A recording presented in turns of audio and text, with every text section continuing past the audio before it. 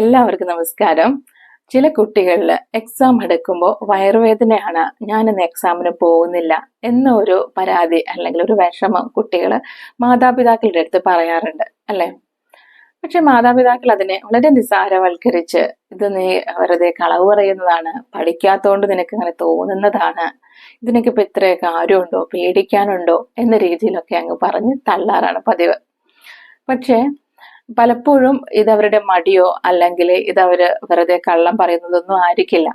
പക്ഷെ അപ്പോൾ എന്താണ് ഇത് അവർക്കൊരു ഈ ഒരു സമയത്തുള്ള വയറുവേദനയുടെ കാരണം എന്താണ്?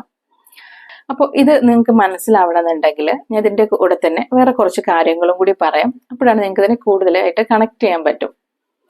നമ്മൾ എന്തെങ്കിലും ഒരു ഷോക്കിംഗ് ആയിട്ടുള്ള ഒരു വാർത്ത കേൾക്കുന്ന സമയത്ത് അല്ലെങ്കിൽ നമ്മളൊരു പേടിപ്പെടുത്തുന്ന ഒരു കാര്യം നമ്മൾ കാണുന്ന സമയത്തൊക്കെ നമ്മുടെ വയറിന്റെ ഉള്ളിൽ വളരെയധികം ചൂട് അല്ലെങ്കിൽ ഒരു കാളലൊക്കെ അനുഭവപ്പെടാറുണ്ടല്ലേ. അല്ലെങ്കിൽ നമ്മൾ ഒത്തിരി കാലം കാത്തിരുന്ന് നമ്മളൊരു റിട്ടേൺ എക്സാം ഒക്കെ പാസ്സായി ഇന്റർവ്യൂവിന് ചെല്ലുന്ന സമയത്ത് അല്ലെങ്കിൽ വലിയൊരു സഭയുടെ മുൻപിൽ നമ്മൾ കയറുന്ന പെട്ടെന്ന് തന്നെ നമ്മളോട് രണ്ട് വാക്ക് പറയണം എന്നൊക്കെ അവരുടെ സംഘാടകർ വന്ന് പറയുകയാണ്. ഇത് സമയങ്ങളിലൊക്കെ നമ്മുടെ വയറിന്റെ ഉള്ളിൽ എന്തോ ഒരു ബുദ്ധിമുട്ട് നമുക്ക് അനുഭവപ്പെടും.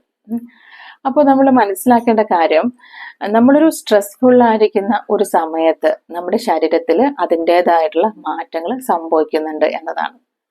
അപ്പോൾ എന്താണ് നമ്മൾ ഈ ഒരു ആങ്ഷ്യസ് ആയിട്ടുള്ള വളരെ ടെൻഷൻ ആയിട്ടുള്ള സമയത്ത് നമ്മുടെ ബോഡിയിൽ എന്ത് പ്രവർത്തനമാണ് നടക്കുന്നത്? ഇങ്ങനെ ഒരു സമയത്തിലൂടെ നമ്മൾ കടന്നു പോകുമ്പോൾ നമ്മുടെ ബോഡിയിൽ സിമ്പത്തറ്റിക് സിസ്റ്റം ആക്റ്റീവ് ആക്കപ്പെടുകയും അതുകൊണ്ട് തന്നെ ആ സ്ട്രെസ് ഹോർമോൺസ് ആയ കോർട്ടിസോൾ, അഡ്രിനാലിൻ, നോർ അഡ്രിനൽ തുടങ്ങിയിട്ടുള്ള ഹോർമോൺസ് നമ്മളുടെ ബ്ലഡ് സ്ട്രീമിലേക്ക് വരികയും ചെയ്യുന്നുണ്ട്. അതുകൊണ്ട് തന്നെ നമ്മുടെ ബോഡി ഒരു ഫൈറ്റ് ഓർ ഫ്ലൈറ്റ് റെസ്പോൺസിലേക്ക് മാറും. അപ്പോൾ എന്താണ് ഫൈറ്റ് ഓർ ഫ്ലൈറ്റ് റെസ്പോൺസ്? നമ്മളൊരു പ്രതികൂല സാഹചര്യത്തിൽ ഇരിക്കുന്ന സമയത്ത് അത് ഒരുപക്ഷെ എക്സ്റ്റേണൽ ആവാം, അല്ലെങ്കിൽ നമ്മൾ തന്നെ ആലോചിച്ച് കൂട്ടുന്ന കാര്യങ്ങളായിരിക്കാം. എക്സ്റ്റേണൽ എന്ന് പറയുമ്പോൾ പുറമേന്ന് ഒരാള് നമ്മളെ വഴക്ക് പറയാണ്. ആ ഒരു സമയത്ത് നമുക്ക് ഒരു ടെൻഷനോ അല്ലെങ്കിൽ ഒരു വിഷമോ സ്ട്രെസ് ആങ്സൈറ്റി ഒക്കെ വരാൻ സാധ്യതയുണ്ട്. അല്ലെങ്കിൽ നമ്മൾ ഒരു വെറുതെ ചിന്തിച്ചു കൂട്ടി ഇങ്ങനെ കാട് കയറി നമ്മൾ തന്നെ നമ്മളെ ഒരു ആങ്ഷ്യസ് മോഡിലേക്ക് കൊണ്ടുപോകുന്ന അവസ്ഥ. ഇങ്ങനെ ഏതൊക്കെ തരം പ്രതികൂല സാഹചര്യങ്ങളായാലും നമ്മൾ ആ പ്രതികൂല സാഹചര്യത്തിൽ നിന്നും അതിജീവിക്കണമെങ്കിൽ ഒന്നുകിൽ നമ്മൾ അവിടെ ഫൈറ്റ് ചെയ്തിട്ട് അല്ലെങ്കിൽ നമ്മൾ ആ സാഹചര്യത്തിൽ നിന്നും ഓടിപ്പോയി. എങ്ങനെയാണ് ഓടിപ്പോകുന്നത്? ഇപ്പൊ ഒരു പ്രതികൂല സാഹചര്യം എന്ന് പറയുമ്പോൾ ആന നമ്മുടെ കുത്താൻ വരുമെന്ന് കരുതാം. നമ്മൾ അവിടെ ഇരുന്ന് നെഞ്ചു വിരിച്ച് കാണിച്ചു കൊടുക്കോ? ഇല്ല. നമ്മൾ അപ്പൊ അവിടുന്ന് എസ്കേപ്പ് ചെയ്യും അല്ലെ. ഇപ്പൊ നമ്മുടെ അതുപോലെ തന്നെ നമ്മുടെ കുട്ടിയെ ആരെങ്കിലും തട്ടിക്കൊണ്ടുപോകാൻ നോക്കാന്ന് കരുതാം. അപ്പൊ നമ്മൾ എന്താ ചെയ്യുക? നമ്മളും അവിടുന്ന് ഓടുവോ? ഇല്ല. നമ്മൾ അവിടെ സർവ്വശക്തി ഉപയോഗിച്ചിട്ട് നമ്മൾ അവിടെ ഫൈറ്റ് ചെയ്യും. ഓക്കെ. അപ്പൊ ഇതേ ഒരു സാഹചര്യത്തില് നമ്മുടെ ശരീരത്തിൽ ഉണ്ടാകുന്ന ദഹന പ്രവർത്തനങ്ങളൊക്കെ അങ്ങ് വളരെ സ്ലോ ആയിരിക്കും. അപ്പൊ ഇത് നമ്മുടെ ഏത് സാഹചര്യം ആയാലും, ഇപ്പൊ നമ്മൾ തന്നെ നമ്മളെ ചിന്തിച്ചു കൂട്ടി നമ്മളെ ഒരു ട്രബിളിലാക്കുന്ന സാഹചര്യത്തിലേക്ക് വന്നാലും ഈ ഒരു ഫൈറ്റ് ഓർ ഫ്ലൈറ്റ് റെസ്പോൺസ് തന്നെയാണ് നമ്മുടെ ബോഡി കാണിക്കുക. അല്ലെങ്കിൽ ഫ്രീസ് ആകുന്ന ഒരവസ്ഥയുണ്ടാവും. ഇപ്പോൾ നമ്മൾ ചില ഫിലിമിലൊക്കെ കണ്ടിട്ടുണ്ടായിരിക്കും, വലിയ എന്തോ ഒരു സംഭവം കണ്ടുകൊണ്ടിരിക്കുമ്പോൾ കൂടെയുള്ളവരൊക്കെ പേടിച്ചു കൂടും, ഒരാൾ മാത്രം പേടിച്ച് അവിടെ അങ്ങനെ എന്ത് ചെയ്യണമെന്നറിയാതെ അവിടെ ഫ്രീസ് ആയിട്ടിരിക്കുന്ന അവസ്ഥ. അപ്പൊ കൂടെയുള്ളവർ വന്നിട്ട് തിരിച്ചു വന്നിട്ട് ഇയാളെ വിളിച്ചുകൊണ്ട് പോകും. അങ്ങനത്തെ സാഹചര്യങ്ങളൊക്കെ നമ്മൾ കണ്ടിട്ടുണ്ടായിരിക്കും. ഇപ്പൊ നമ്മൾ ഹൗ ഓൾഡ് ആർ യു ഫിലിമിൽ കണ്ടിട്ടില്ലേ, മഞ്ജു വാര്യർ അവിടെ ഒരു സിറ്റുവേഷനിൽ സ്ട്രെസ് അങ്ങ് കൂടി വരുമ്പോൾ അവിടെ ബോധം കെട്ടുപോകും അല്ലെ. അപ്പൊ നമ്മുടെ ബോഡി ആ ഒരു സാഹചര്യത്തിൽ മറികടക്കാൻ വേണ്ടിയിട്ട് ബോഡി പലതരത്തിലുള്ള മെക്കാനിസം കാണിക്കുകയാണ്. അപ്പോൾ ഇതുപോലെയുള്ള സാഹചര്യങ്ങളിലൊക്കെ തന്നെയും നമ്മുടെ ശരീരം ആ ഒരു കാര്യത്തിൽ നിന്നും രക്ഷപ്പെടാൻ വേണ്ടിയിട്ടുള്ള പ്രവർത്തനങ്ങളിലേക്ക് ശ്രദ്ധ കേന്ദ്രീകരിക്കുകയും അതുകൊണ്ട് തന്നെ നമ്മുടെ ദഹന വ്യവസ്ഥ, ദഹനനാളം എന്ന് വെച്ചാൽ നമ്മുടെ ആമാശയം, അന്നനാളം, കുടല് പോലെയുള്ള അവയവങ്ങളിലൊക്കെ തന്നെ പ്രവർത്തനങ്ങൾ വളരെയധികം കുറയുകയും ചെയ്യും. അപ്പോൾ ഈ ഒരു സമയത്ത് തന്നെ നമ്മുടെ കുടലില് പല ഭാഗങ്ങളിലായിട്ട് കൺട്രാക്ഷൻ നടക്കുകയും ഓവറായിട്ട് ഫ്ലൂയിഡ് വരികയൊക്കെ ചെയ്യുന്നതുകൊണ്ട് നമുക്ക് കടുത്ത വയറുവേദനയോ അല്ലെങ്കിൽ ടോയ്ലറ്റിൽ പോകണം എന്ന തോന്നലൊക്കെ വരും.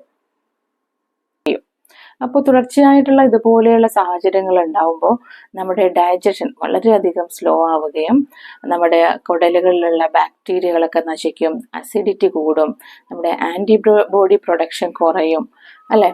അസിഡിറ്റി കൂടിയിട്ട് നമുക്ക് നെഞ്ചിരിച്ചില് അതുപോലെയുള്ള ബുദ്ധിമുട്ടുകൾ അല്ലെങ്കിൽ കോൺസ്റ്റിപ്പേഷൻ ഇങ്ങനെയുള്ള പ്രശ്നങ്ങളൊക്കെ സംഭവിക്കും. അപ്പോൾ ഇതുപോലെ വളരെ സ്ട്രെസ് ഉണ്ടാകുന്ന സമയങ്ങളിലൊക്കെ നമുക്ക് ഒന്ന് ശ്രദ്ധിച്ചാൽ അറിയാൻ പറ്റും. നമുക്ക് ഒന്നുമില്ലെങ്കിൽ ദഹന പ്രശ്നം, വയറുവേദന, ഡയറിയ, അല്ലെങ്കിൽ ഇടയ്ക്കിടയ്ക്കുള്ള മനം പരട്ടല്, ഓക്കാനം, കോൺസ്റ്റിപ്പേഷൻ, കൂടുതലായിട്ടുള്ള വിശപ്പ്, പെപ്റ്റിക് അൾസർ ഒക്കെ ഉണ്ടാവാനുള്ള ചാൻസ് ഉണ്ട്. കാരണം നമ്മുടെ ഗട്ടും ബ്രെയിനും തമ്മിൽ വളരെയധികം സ്ട്രോങ് ആയിട്ടുള്ള ഒരു റിലേഷനാണ് ഉള്ളത്. ഇപ്പൊ പഠനങ്ങൾ പറയുന്നത് നമ്മൾ ഒരുപാട് ആങ്ഷ്യസ് ആയിട്ടുള്ള, വളരെ സ്ട്രെസ്ഫുൾ ആയിട്ടുള്ള ഒരാളില് തീർച്ചയായിട്ടും വയറ് സംബന്ധമായിട്ടുള്ള ബുദ്ധിമുട്ടുകൾ കാണാമെങ്കിലും ഈ വയറിൽ ഉണ്ടാകുന്ന അല്ലെങ്കിൽ ഗട്ടിൽ ഉണ്ടാകുന്ന ഒരു അൺഹെൽത്തി ആയിട്ടുള്ള കണ്ടീഷൻ, ബാക്ടീരിയകളൊക്കെ നശിച്ചു പോവുകയും അവരുടെ ഇമ്മ്യൂണിറ്റി കുറഞ്ഞു പോവുകയും ഒക്കെ ചെയ്യുന്ന സാഹചര്യത്തിൽ ഈ ഒരു കാരണങ്ങൾ കൊണ്ടും അയാൾക്ക് ആങ്സൈറ്റിയും ഡിപ്രഷനും വരാനുള്ള സാധ്യത കൂടുതലാണ് എന്നുള്ള രീതിയിൽ. അപ്പോൾ ഇതൊരു സർക്കിൾ പോലെയാണ് സംഭവിക്കുന്നത്. അപ്പോൾ നമ്മൾ ആദ്യം പറഞ്ഞു വന്നത് എക്സാം അടുപ്പിച്ചൊക്കെയുള്ള കുട്ടികളുടെ വയറുവേദനയെ കുറിച്ചാണ്. അപ്പോൾ കുട്ടികളെ സംബന്ധിച്ച് അവർക്ക് വളരെ പഠിക്കാൻ ബുദ്ധിമുട്ടുള്ള ഒരു വിഷയമായിരിക്കാം, അല്ലെങ്കിൽ ടീച്ചേഴ്സിന്റെ, പാരൻസിന്റെ ഭാഗത്തു നിന്നുള്ള സ്ട്രെസ് ആയിരിക്കാം, അല്ലെങ്കിൽ മറ്റെന്തെങ്കിലും കാരണങ്ങൾ കൊണ്ടൊക്കെ അവർക്ക് ആ എക്സാമിനെ ഭയക്കുന്നുണ്ടെന്നുണ്ടെങ്കിൽ തീർച്ചയായിട്ടും അവർക്കും വയറിൽ ഇതുപോലെയുള്ള പ്രശ്നങ്ങൾ വരാം. അപ്പോൾ ഒരിക്കലും അവര് കള്ളം പറയുന്നതായിരിക്കില്ല. അപ്പോൾ ഞാൻ പറഞ്ഞു വന്നത് ഇത്ര മാത്രമാണ്. നമ്മുടെ ചിന്തകൾ മൂലം, നമ്മുടെ ഒരു ടെൻഷനും സ്ട്രെസ്സും മൂലമൊക്കെ നമ്മുടെ ശരീരത്തിൽ വളരെ വലിയ മാറ്റങ്ങൾ ഉണ്ടാകുന്നുണ്ട്. അപ്പൊ നമ്മുടെ ചിന്തകളെ നമുക്ക് വളരെ പെട്ടെന്ന് തന്നെ മാറ്റാലോ എന്നൊക്കെ വിശ്വസിക്കുന്നവർക്ക് ഈ ചിന്തകൾ മൂലം ശരീരത്തിലുണ്ടാകുന്ന മാറ്റങ്ങൾ മാറ്റിയെടുക്കുക എന്നത് അത്ര എളുപ്പമുള്ള കാര്യമല്ല. ശരീരം തന്നെ അതിനെ മാറ്റും, പക്ഷെ എപ്പോഴും ഇതുപോലെയുള്ള നെഗറ്റീവായിട്ടുള്ള ചിന്തകളും സ്ട്രെസ്സും അനുഭവിക്കുന്നവർക്ക് അവരുടെ ശരീരം അതിനെ മാറ്റിയെടുക്കാൻ ഒരുപാട് സമയമെടുക്കും, ഒരുപാട് ബുദ്ധിമുട്ടുകയും ചെയ്യും. അപ്പോൾ തീർച്ചയായിട്ടും വേണ്ട സമയത്ത് വേണ്ട പോലെ ചികിത്സിക്കുകയാണ് വേണ്ടത്. ഒന്നിനെ നിസാരമായിട്ട് കാണാതിരിക്കുക. Thank you.